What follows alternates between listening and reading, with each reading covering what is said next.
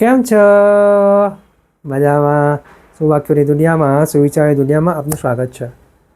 મારા મિત્રો, એવું કહેવાય છે કે આ દુનિયામાં જો દરેક વ્યક્તિ પાસે સૌથી ખતરનાક અને સૌથી કાર્યશીલ અદ્ભુત વસ્તુ હોય તો તે છે વ્યક્તિનું મન.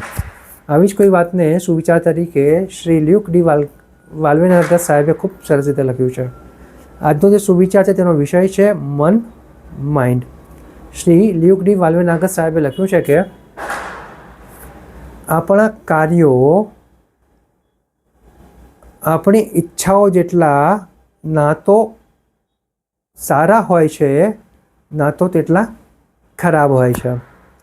મારા મિત્રો, વાત અટપટી છે, ઊંડી છે, એટલી જ મહત્ત્વની છે. અહીંયા લ્યુક ડી વાલ્વેનાગર સાહેબ એ વાત ઉપર ફોડ પાડવા માંગે છે કે આ દુનિયામાં જો સૌથી શક્તિશાળી કંઈ હોય તો તે વ્યક્તિનું મન છે.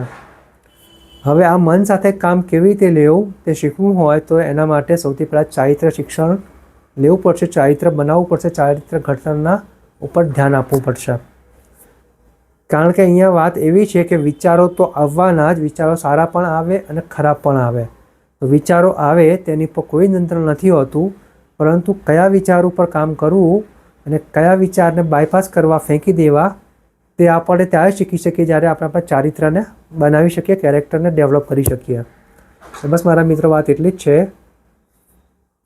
કે જે પ્રમાણે લેખક લ્યુક ડી વાલ્વેનાગર સાહેબ કહી રહ્યા છે કે આપણે આપણા મન સાથે એવી રીતે દોસ્તી કરવાની છે કે જેમ દોસ્તોમાં વાતો બધી જ થતી હોય, વિચારો બધા જ આવતા હોય, પરંતુ જે એકમેકને સાચી દિશા બતાવતા હોય, બધા દોસ્તો જે એકબીજાની સાથે રહીને જેમ આગળ વધતા હોય, કંઈક ખરાબ કંઈક ખોટું હોય તો ત્યાં એકબીજાને રોકતા હોય, તો આવી દોસ્તી આપણે આપણા મન સાથે કરવી જોઈએ. અને આ ત્યારે જ બની શકે કે જ્યારે આપણે આપણું ચારિત્ર નિર્માણ કર્યું હોય, ચારિત્ર ઘડતર કર્યું હોય અને તેની ઉપર કામ કર્યું હોય. એટલે બસ મારા મિત્રો, ચારિત્ર નિર્માણ તે આપણા મનને સંતુલિત રાખે છે.